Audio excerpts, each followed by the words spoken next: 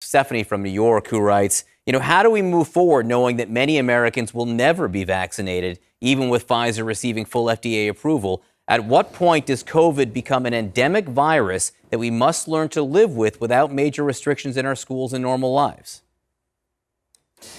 Well, I think, in terms of endemic, meaning the virus is here to stay, I think we could probably say that now. This is a really contagious virus. And, look, there's the descendants of the 1918 flu are things that we still live with, more than 100 years later. So that's quite possible. But it could be a rather inconsequential sort of housemate, if you will, a very tolerable one.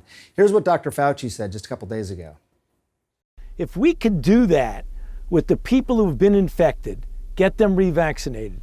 The people who are unvaccinated now, that 90 million people, get them vaccinated. I think we can get a degree of overall blanket protection of the community that as we get into the early part of 2022, getting through the winter, which could be complicated by influenza, by respiratory syncytial virus, that as we get into the spring, we could start getting back to a degree of normality.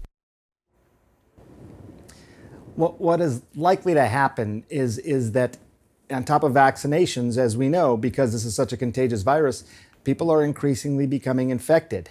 It's a much more difficult way to achieve immunity, but there is something to be said for natural immunity. You don't want to do this. I'm not encouraging it because people get really sick and they can die. But in combination, the vaccine immunity, natural immunity, I think that's what Dr. Fauci is sort of referring to. By the time we get into the spring, the virus will run out of places to go because there's enough immunity out there.